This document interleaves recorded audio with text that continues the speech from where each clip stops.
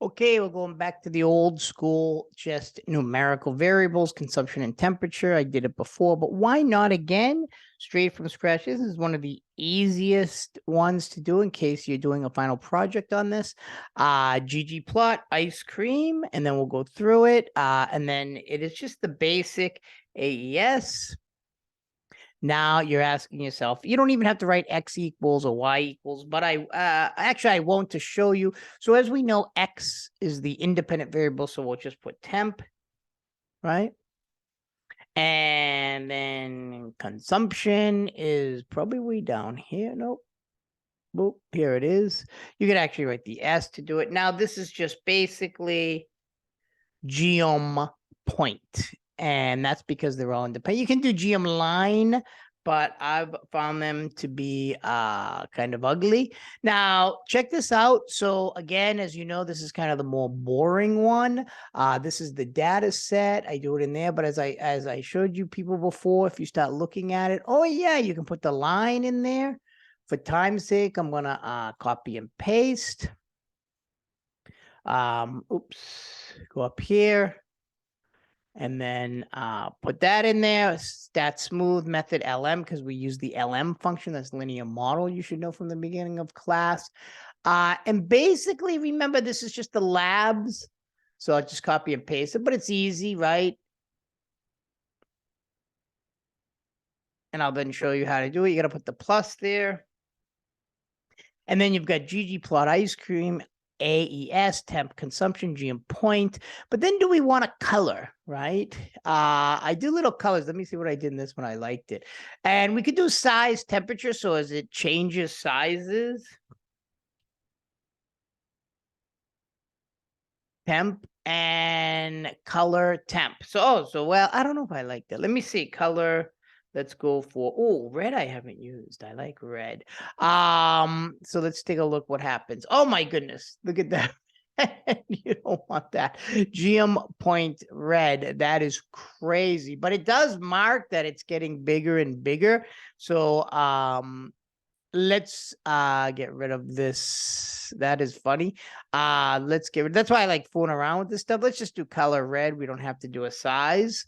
There we go. So it comes up red in all these things. And then you can do a different theme and other stuff. But notice again with the labs, title equals ice cream consumption. You gotta get it up there. And you basically, if we zoom it, does it have it? No, that's weird. We'll have to figure that out. Maybe we'll do ggplot. But regardless, it's consumption and temperature. All you have to do is something like this to make it, as you know, to make it interactive. Let's do it.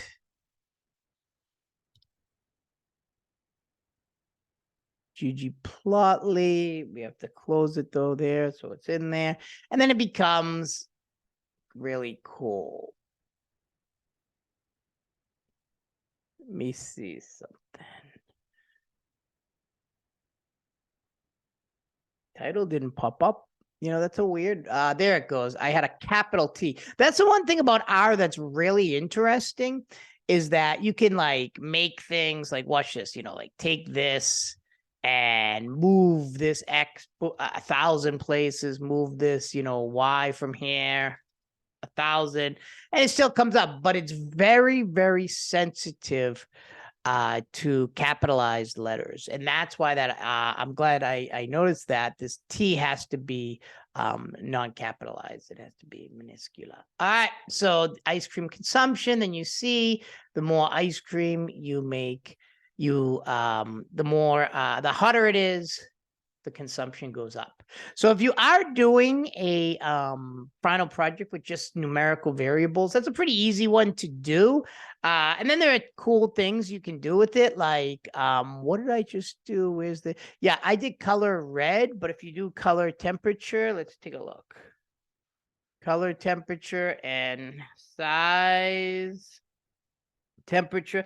You can do different things depending on your own liking. ggplot opposed to even Python. I wonder why it's doing that. I never saw it do this before. Look at this. This is crazy. Did you people ever see this? Maybe if I do a size or something. But anyways, I've never seen that so big like that before. I wonder what that is. Look at that. So, but it shows it's going up, up, up, up, and up. Let's take a look. Let's do a size, like say 3. Yeah, there we go. And then they're wow, they're all different colors when they go up. It's pretty cool. See, the thing is, you can really play around with this and start doing different sizes. What's the color? How does it matter, etc. It's kind of cool. Instead of doing temperature, why don't we just try size, temperature, and nothing else?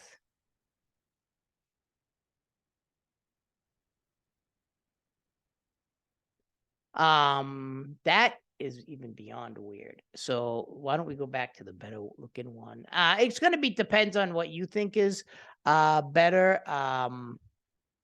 That's the size 3, size temperature. I like just the color red. What else did we have? Did we fill it with a color?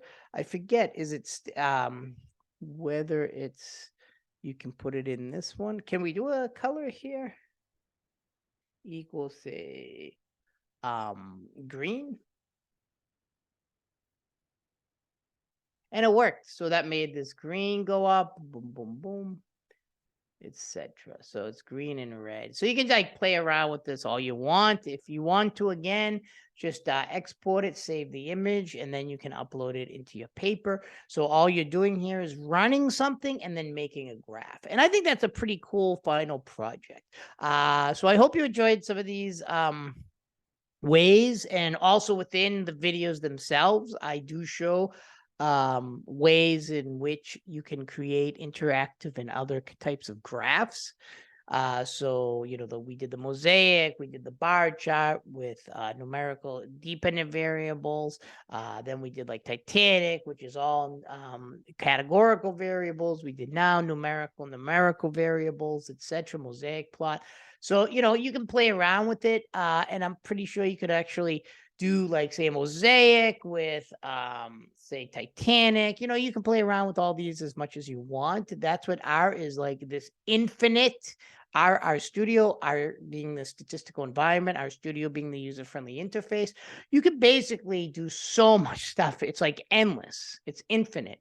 And that's what makes it very popular. So much more than say Minitab, SPSS, Stater, etc. So take care, everyone. And if you have any questions, reach out to me.